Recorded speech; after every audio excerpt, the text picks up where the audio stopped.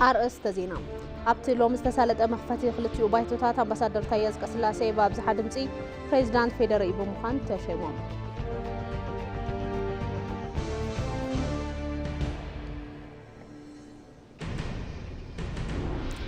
حدش بريزيدانت فيدرالي أمباسادر تايز كسلاسي أب مخفت نسرعات كلتيو معبيات مخفت ترخيبهم أب بجت عمد كلتشحن 10 فدوشن أم تمرة شمون تند بحد ميتا وحفشة وهاجروا معبالة 5 مزجب حبيروم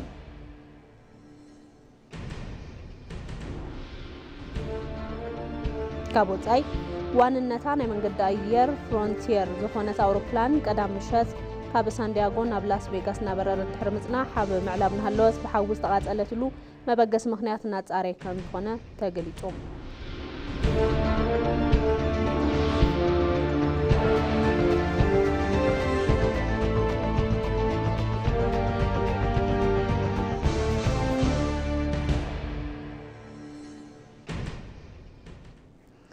سلام دعنا بالليكم يتمسيو زخبركم تملكتنا كاب اي تي في مدب قنقات قرنيو على تو ماد زينا 5 ساعات جميرون ابخم كبليو ماد زينا نمرحونا زريت بريو حبيركم كصنحي فلما حصر زيناتات مخفتي شاد شاي باي توكل تزبن بيت مخري فيدريشنن رابعي عامات زبن سراح لومي تساليطوم ابتلو مستسالط مخفت خلتيو بايتوتات امباسادر تايز قسلاسي بابزحا دمصي بريزيدانت فيدرالي بمخان تشيمو مالوم سنة سرعات قال محلاون فاتيموم يام بحق منغست فيدرالي عنقد 58 نوت عنقد كلتا بسرات شاد شاي بايتو كلتا حزبن دم بسرار حان سنة مقبار آبالاتن قطر شدوشتا زبار كلتا شحن شمونتن عنقد 24 نوت عنقد حدا مسارات رابعي عامات زمن سرح مخفت سنة سرعات بريزيدانت الريبوبليك أبستر خبلو لو مع انتساليتوم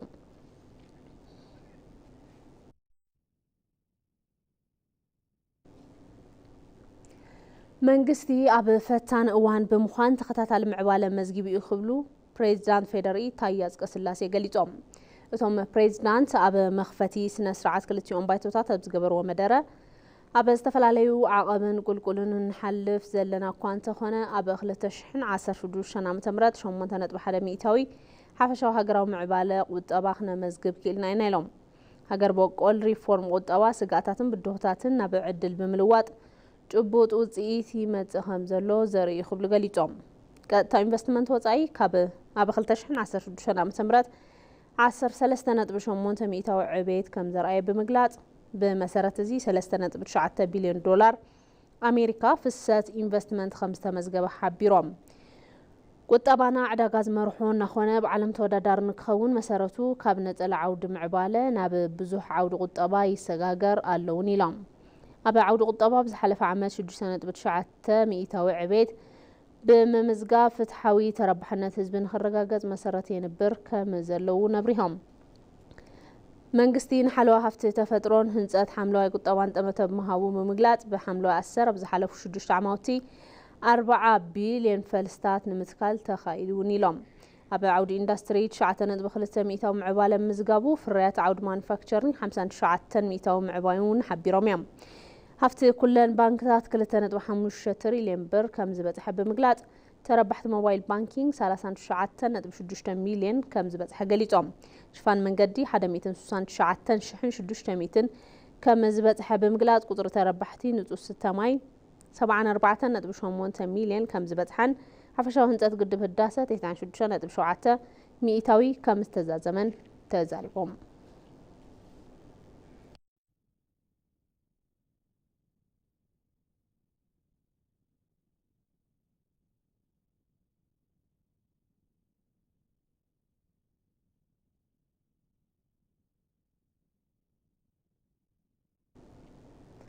أب شاد شاي زوران زترفن داغماين مرتاز تعوتو حدش أبالات بايتو كل تزبي أبت بايتو ترخيبهم قال محلا فتيمهم توم أبالات أبكلات بين شانغول جموز عفار سومالين مأخلا إثيوبيان 16 سنة كلتشحن 16 سنة متمرت أبستخايد مرتا زتمرت 5 خونو تقليتهم أفا قبائي بايتو كل تزبي تاقسج عفون وانا تتوع منغستي منيستر دكتور تسفاي بلجيجين أبسترخبلو توم أبالات قال محلا فتيمهم بريزيدانت العلوي بيت فرد فيدرال تيدروس محرات ناتق على محلا 5 فتمو حبريتا بايتو كل تزبي يملاخت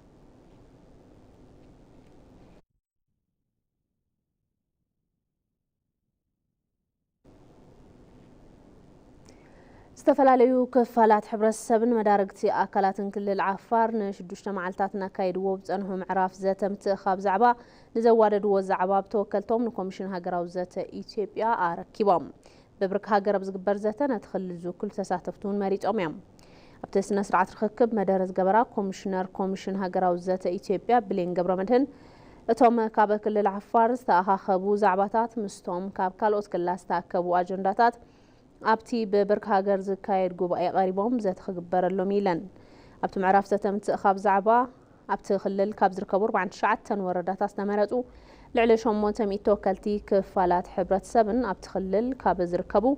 لعلش وعتميتي تساتفتي كاب بوليتيكال بارتات سلستيوم أكلات منجستي تفلاليو تكالات محبرات كمون وريات سبات تساتفهم يوم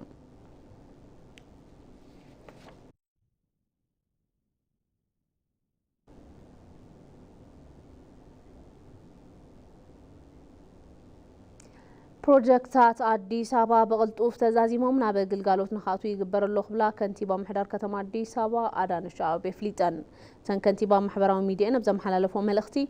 تمالي أبا أديس أبا مهنات زركو بروجكتات تزواويران مقمقا من قليتن بمسارة زي كتم أديس أبا سحبات مأخلات كونفرانسن توريزمن مقبار تجمرت عريز الرقاقتو من غاحو الطبان نبرت عدل سرحن مسفيحو زفترو مخانوم تعزيبانين أبا عودة هنزات زسرح زلو بارك لمي من قد أير بولي غورو مأخل انترناشنال كونبنشن عديس سرح من قدي سرح تحملو أي لمعات زلو لبركي رئينين أتوم بروجكتات بتريتا بكيد مزام كمزركبون حبيران بروجكتات عديس أبا بقلتو فتزازي موم نابا قلقالوت نخاطو يقبر كم زلو دما قليتان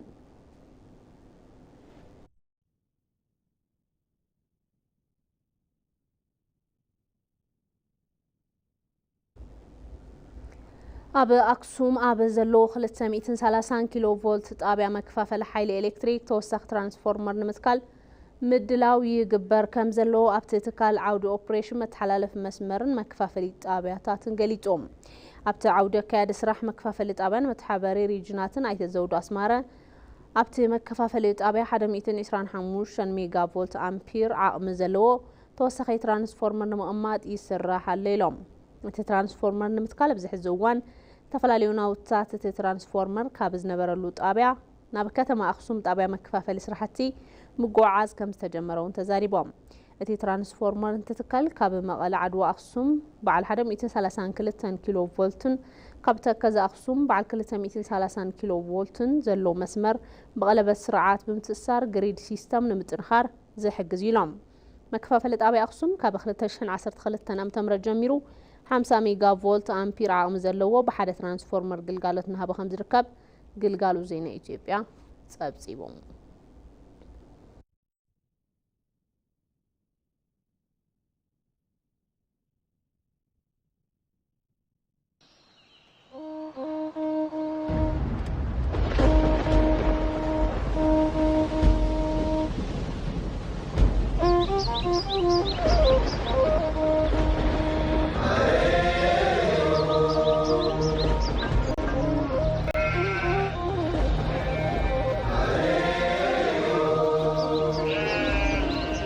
نجاجنة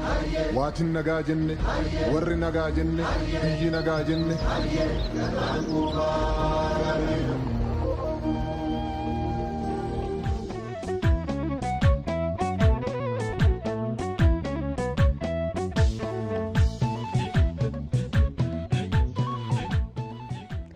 معد زينا نغطي حزر ما بزرزر نابن ريوم قردات كنحلف سلام محبر الساب نمرقاز قدا كوميشن هاجراو زتا سفيح مخانو لو معند بريزيدنت خوينن ستوشومو امباسادور تاياز قسلاسي قليصوم نبوليتيكاو ربحة تباهيلو زيقبو من قدي قبل على زحنتو تدما زي الداقم سوقمتين موساد منقستي كم زي زقوم قليصوم يام مرها سلام ملسات وسخلو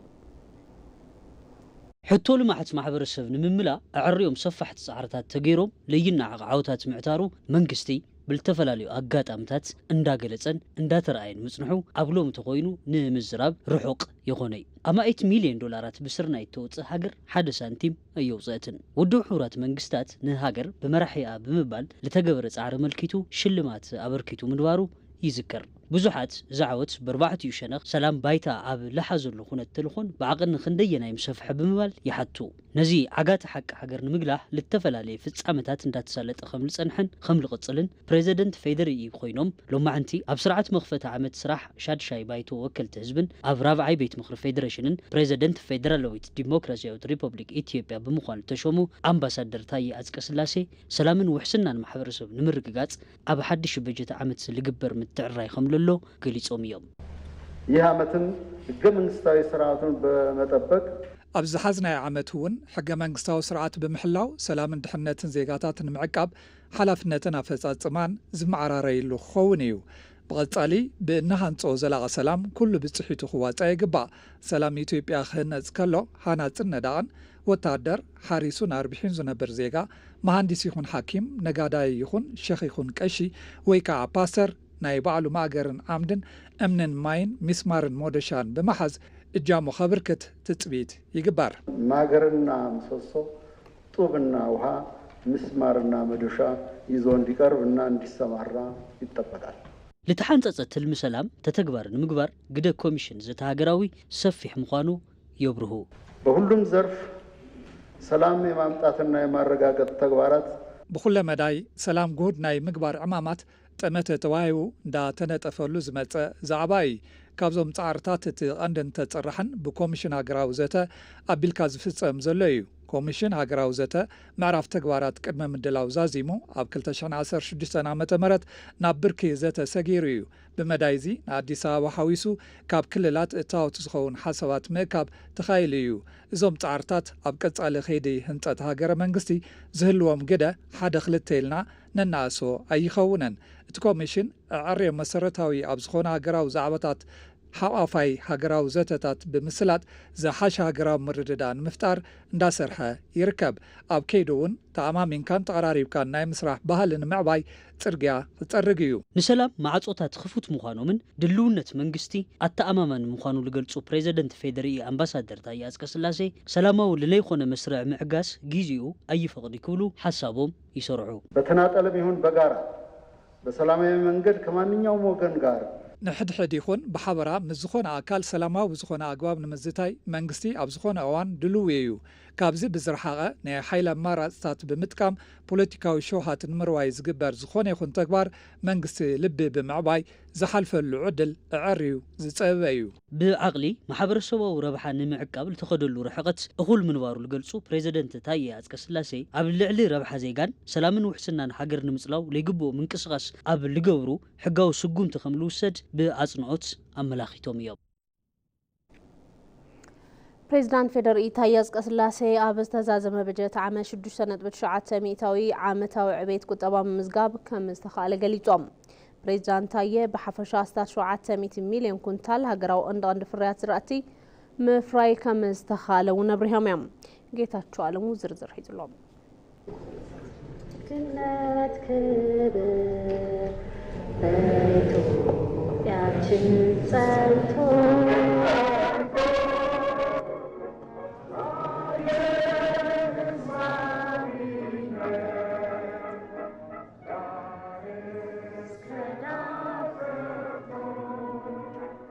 سنة سرعة مخفتي شاد شاي باي توكل تهزبن بيت مخري فيدريشنن رابع عامت زبن سراح لومي 27 تقمتي 2010 عام تمرت تساليتم ابتي سنة سرعة لومي بخلت يوم ابيات مخري امباسادر تاية አጽቀሥላሴ ፕሬዚደንት ፌደራሊ ኮይኖም ተሸይሞም ባለብኝ ከፍተኛ ኃላፊነት በታማኝነት ለመፈጸም ቃል ገባለሁ። በዚህ ድማ እቶም ፕሬዚደንት ኣብ ዝተዛዘመ በጀት ዓመት 6.9 ዓውት ሓፈሻዊ ዓመታዊ ዕቤት ምምዝጋብ ከም ዝተኻእለ ገሊጾም ፕሬዚደንት ታዬ ብሓፈሻ 700 ሚልዮን ኩንታል ሃገራዊ ቀንዲ ፍርያት ዝራእቲ ምፍራይ ከም ዝተኻእለ እውን ኣብሪሆም በግብርናው ዘርፍ ባለፈው በበጀት ዓመት 6.9 በመቶ አጠቃላይ ዓመታዊ እድገት ለማስመዝገብ ተችሏል። ኣብ ዓውዲ ሕርሻ ኣብ ዝሓለፈ በጀት ዓመት 6.9 ሚእታዊ ሓፈሻዊ ዓመታዊ ዕቤት ምምዝጋብ ተኻኢሉ እዩ። ብሓፈሻ 700 ሚልዮን ኩንታል ሃገራዊ ቀንዲ ፍርያት ዝራእቲ ምፍራይ ተኻኢሉ እዩ። ብፍላይ ኣብ ምህርቲ ስርናይ ዝተመዝገበ ውፅኢት ኣዝዩ ዘኹርዕን ልምዲ ዝተወሰደሉን እውን እዩ ነይሩ።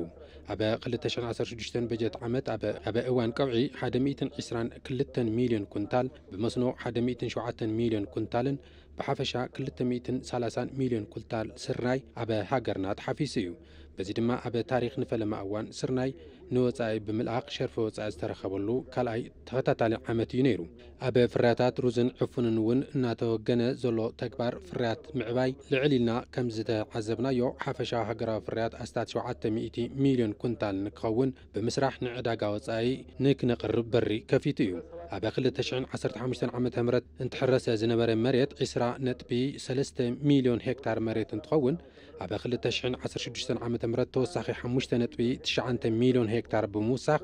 ልዕሊ 26.2 ሚልዮን ሄክታር መሬት ተሓሪሱ እዩ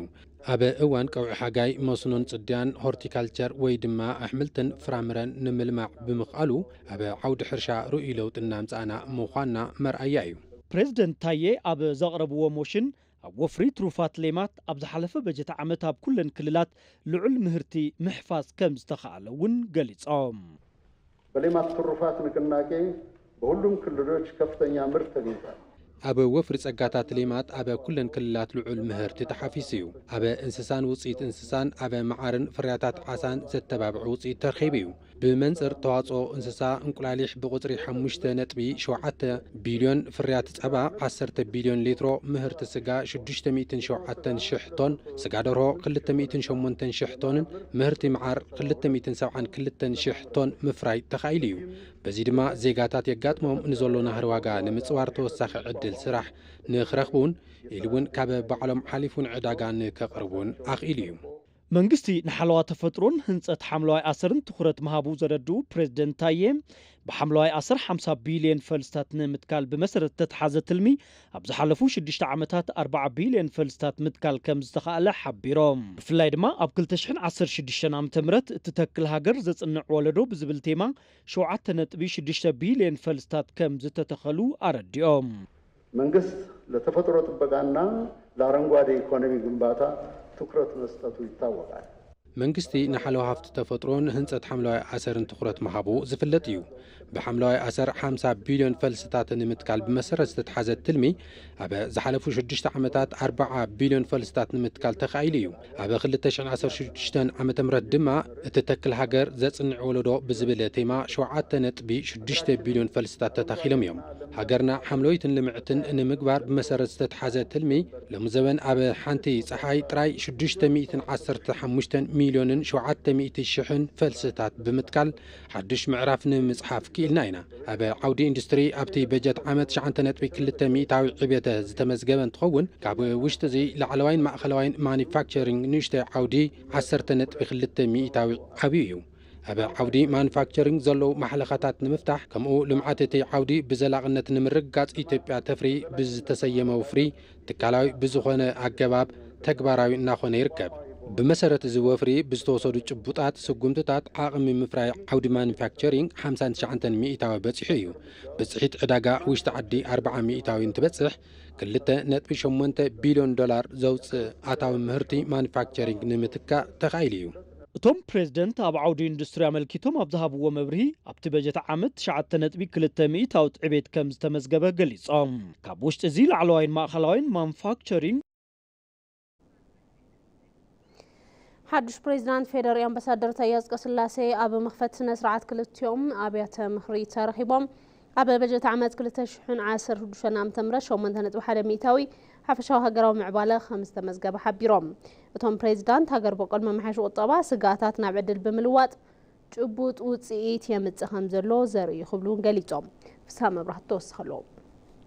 መንግስቲ ኣብ ፈታን እዋን ኮይኑ ተኸታታልነት ዘለዎ ምዕባለ ኣመዝጊቡ እዩ ዝበሉ እቶም ፕሬዚደንት ታሪኻዊ ስብራት ፖለቲካን ቁጠባን ንምስትኽኻል ሓላፍነት መንግስቲ ኮይኑሎ ኢሎም ፕሬዚደንት ፌድሪ ኣምባሳደር ታዬ አጽቀሥላሴ ኣብ መኽፈት ክልቲኡ ኣብያተ ምኽሪ ተረኺቦም ኣብ ዝተፈላለዩ ዓቕምን ቁልቁልን ዝበዝሖ መንገዲ ኮይንካ ኣብ በጀት ዓመት 2016 ዓመተ ምህረት 8.1 ሚእታዊ ሓፈሻዊ ዕብየት ቁጠባ ተመዝጊቡ ኢሎም በተለያዩ ውጣ ውረዶች ውስጥ እያለፍንም ቢሆን በ2016 በጀት ዓመት 8.1 በመቶ ጥቅል ሀገራዊ ኢኮኖሚ እድገት ለማስመዝገብ ተችሏል። ኣብ 2016 ዓመተ ምህረት 8.1 ሚእታዊ ሓፈሻዊ ዕብየት ክምዝገብ ክኢሉ እዩ።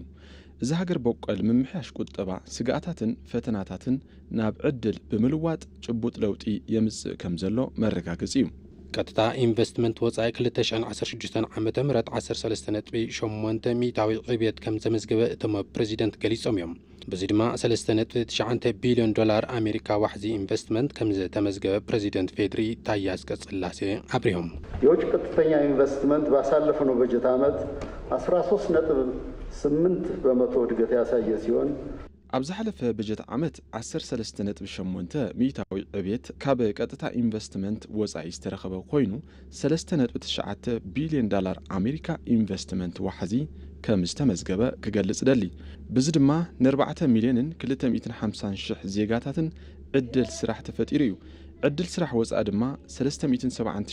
ሺህ ዜጋታት ክዋፈሩ ክኢሎም እዮም። 379 ሺህ ዜጎች የውጭ ሀገር የሥራ ዕድል ተጠቃሚዎች ሆነዋል። አበ ሸቀጥን ግልጋሎትን አታውን ወጻኢ ንግዲ ኢትዮጵያ ዝወረሰቶም ስብራት ቁጠባ ብምጽጋን ናብ ዝሕሸ ጉዕዞ ምስ ገጋራ እቶም አምባሳደር ገሊጾም ናህሪ ዋጋ ንምዕጋድ መንግስቲ ዝወስዶም ዘሎ ስራሕቲ ውጽኢት እናመዝገቡ ምዃኖም እውን ሓቢሮም ብፍላይ አበ ፊስካልን ገንዘብ ዝተቀረጹ መማሓሽ ፖሊሲታት ውጽኢት አመዝጊቦም ዝበሉ እቶም ፕሬዚደንት በዚ ድማ አበ ዝሓለፈ ዓመት ወርሒ ነሓሰ ዝነበረ ናህሪ ዋጋ 17.2 ሚእታዊ ኮይኑ ከም ዝተመዝገበ ሓቢሮም ከዚ ድማ ሩኢ ለውጢ የመዝግብ ከም ዘሎ ገሊጾም በ2015 ነሐሴ ወር ከተመዘገበው 28.8 በመቶ አጠቃላይ ዋጋ ግሽበት አንጻር ሲታይ ዝቅ ያለ ነው።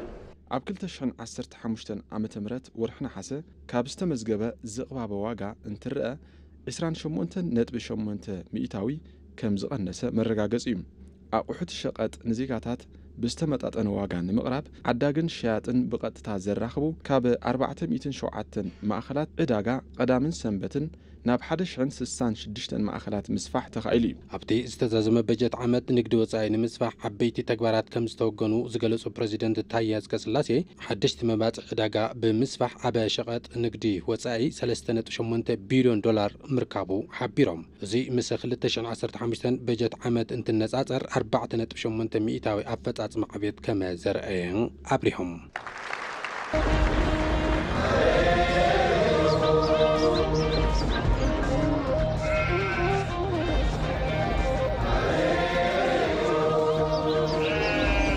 waatin nagaa jenne waatin nagaa jenne warri nagaa jenne biyyi nagaa jenne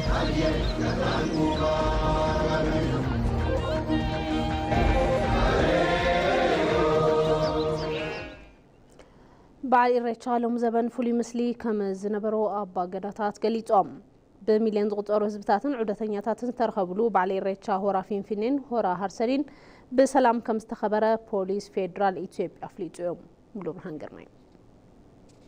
ኢሬቻ ካብ ትካላት ስርዓት ገዳ ሓደ እንትኾን ንፈጣሪ ምስጋና ዝቐርበሉ በዓል እዩ። ሕጊ ተፈጥሮ ከይዛብዐ ክሳብ ሕዚ ንዘጽንሖም ኣምላኽ ምስጋና ዘቕርቡሉን ምስ ሕጊ ተፈጥሮ ዘለዎም ምትእሳር ዘጠናኽሩሉ በዓል እዩ። ኢሬቻ ምስ ዕርቅን ይቕሬታን ሓባራዊነትን ፍቕርን ከምኡ እውን ምስ ሰላም ይመሳሰል እዩ። አራሮ ያራሪዮ ያራሮ አራርሳ ዋቀጃለታ ነተራረሚዮ ናናራረሚዮ በሬቻ ላይ ናብ እሬቻ ጤንቋጽርካ ይኽወድን ፖለቲካ ዛዕባ ይኾነይ ካብ ውሉድ ወለዶ እናተሰጋገረ ልመጽ ፍቕሪ ዝሽኻሉ ባህሊ ስለ ዝኾነ በዚ ድባብ ኣቢልና ኢና እንዳተዓረቕና እንዳሳነና ናብ እሬቻ ንቕንዕ። በዓል ኢሬቻ መግለፂ ጽባቐ እንትኾን ኣብቲ ዕለት ዝረኣዩ ኣልባሳት ገይፃ መይፂ ነቲ ዕለት ዝተሓዙ ናውትታት ጽባቐ ዜማታት ፍሉይ ጽባቐ ኣለዎም እዩ። ደቂ ኣንስትዮ ስንቂ ሒዘን ጫጮ ደሪበን ጮሌ ገይረን ጮጮን ለምለም ሳዕር ሒዘን መሪሁ እናበላ ንቕድሚት እንትኸዳ ፍሉይ ጽባቐ ኣለዎ።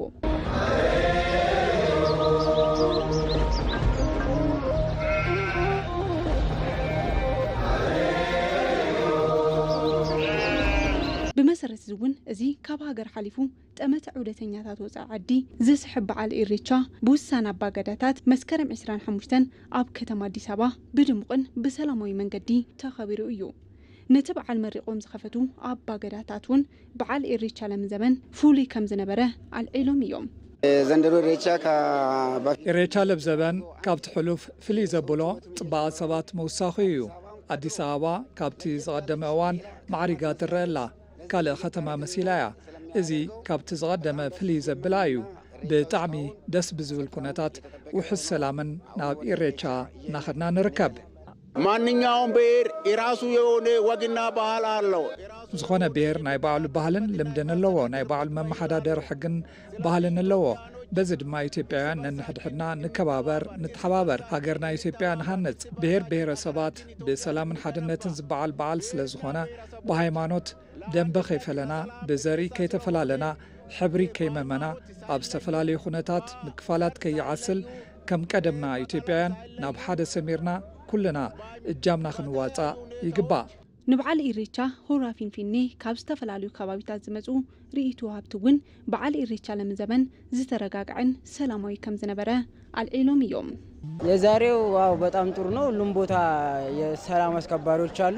ናይ ሎም መዓልቲ በዓል ብጣዕሚ ጽቡቕ እዩ ኣብ ኩሉ ቦታ ኣኽበርቲ ጸጥታ ኣለዉ እዮም ፈተሻ እውን ነይሩ እዩ ሰብ ዝጎድእ ነገር ሒዝኻ ምእታው ኣይከኣልን እዩ በዚ ምኽንያት እውን ብዘይ ዝኾነ ጸገም ጸጥታ እዚ በዓል ክነብዕሎ ኽኢልና ኢና ነቶም ኣኽበርቲ ጸጥታ ከመስግኖም ይፈቱ እየ ከአንድነት አንጻር ያው እንደሚታየው ብዙ ብሔረሰቦች እየመጡ ነው ብመንጽር ሓድነት እውን ከም እትርእዮ ብዙሓት ብሔር ብሔረሰባት እናመጹ ዘለውሉ ኩነታት እዩ ዘሎ እዚ ማለት ከዓ ብሓፂር አገላልጻ ኢሬቻ ሓድነት ዝሰብኽ በዓል ምዃኑ የመላኽት እዩ እኔ ለዛሬ ዓመት ሁሉም ሰው ተጨምሮ ከውጭም ከዚህም ከኦሮሚያ ከኢትዮጵያ ዙራ ሁሉ ሰው ንቐጻሊ ዓመት ኩሉ ሰብ ካብ ወጻኢ ይኾነ ካብ ውሽጢ ዓዲ ካብ መላእ ኢትዮጵያ ተኣኻኺብና ነዙ በዓል ሓድነት ዝኾነ በዓል ኢሬቻ ንኽነኽብሮ ትምኒተ እዩ የቐኒየለይ መባል ይፈቱ ኢሬቻ ወጋ ወጋ ንፈከር ረቢ ንገው ነራር ሰዲገኝ ኦራ ፊንፊኔት ይወልገው ኢሬቻ ወጋ ወጋ ንፈከር ረቢ ንገው ነራር ሰዲገኝ ኦራ ፊንፊኔት ይወልገው መስከረም ብዘይ ዕምባባ ኢሬቻ ብዘይ ምስጋና ኣይደምቀን ይብል ምስል ዓበይቲ በዙይ ምክንያቱን ህዝቡ ኦሮሞን ካልኦት ዕዱማት አጋይሽ ዑደተኛታት ወጻኢ ዓዲን ኢትዮጵያውያን ዲያስፖራታት መስከረም 25 ኣብ ከተማ አዲስ አበባ ዝነበረ ምድላው ኣብ ዝቐጽል ዕለት ማለት እውን ኣብ መስከረም 26 ኣብ ቢሾፍቱ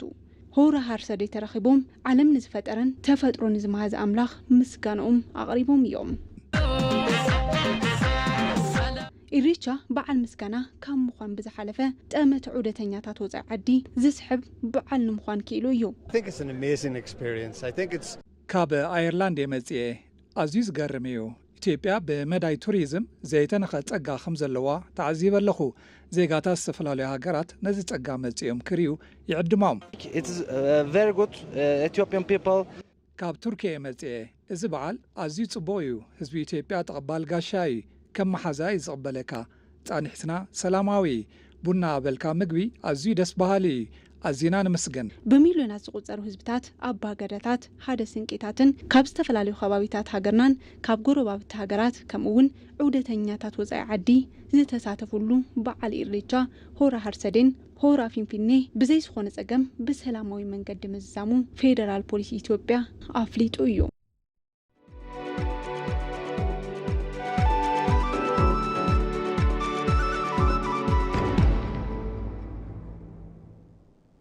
زين عداقا ببعمتو 14 ጥቅምቲ ዝኽበር በዓል ገዳም አቡነ አረጋዊ ደብረ ዳሞ ብድምቀት ንምኽባር ዝተፈላላዩ ኮሚቴታት ተጣይሾም ይስራሕ ከም ዘሎ መምሕዳር ወረዳ ግሎ መኸዳ ሓቢርሎም እቲ መምሕዳር ኣብ ኩለ መዳይ ከባብራት በዓል መልኪቱ ምስ ኣመራርሓ ገዳም ደብረ ዳሞን ዓበይቲ ዓድን መድረኽ ዘተ ከም ዘካይድ ዋና መሕዳርታ ወረዳ ኣይታፍቶም ባራኽ ገሊጾም ኣይታፍቶም ከም ዝበልዎ ብምኽንያት ኩናት ተሳሒሉ ጸንሐ አውዲ ቱሪዝም ኣብ ምንቃ ሓበርቲኻ ምስራሕ ከም ዝጠልበ ገንዚቦም ኣብ ክብረ በዓለት ገዳም ምሕዳር ተወረዳ ቀረብ ማይ ግልጋሎት ጥዕናን ቀረብ መድሓኒትን ግልጋሎት ተዘዋዋሪ መጋባያን ከም ዝህብ ኣይታፍቶም ወሲኾም ገሊጾም ክብረ በዓል ጥንታዊ ገዳም አቡነ አረጋዊ ደብረ ዳሞ ብርክት ዝበሉ በጻሕቲ ዝሳተፍሉ ፍልፍል ቱሪዝም ኮይኑ እቲ ገዳም ኣብ ወረዳ ጉሎ መኸዳ ጣብያ መዝበር ከም ዝርከብ ቢሮ ጉዳያት ኮሙኒኬሽን ጊዜያዊ ምሕዳር ክልል ትግራይ ጸብጺቡ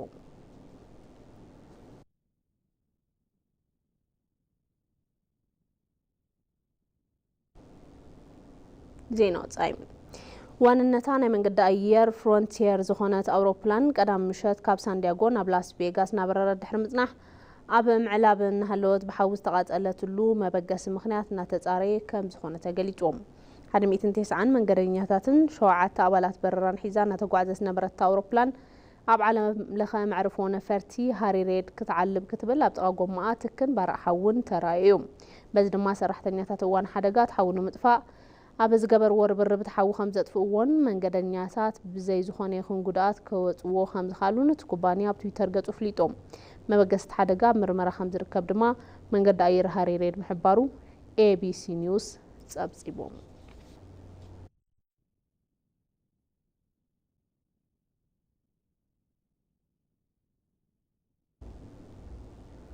مع زينا قدم مزامو قندقنتنا بتاعت زينا أبتلوم استسالت مخفت خلتيو بايتوتات أمباسادر تاياز قسلاسي بابز حدمزي بريزيدانت فيدر أخوينهم تاشيمام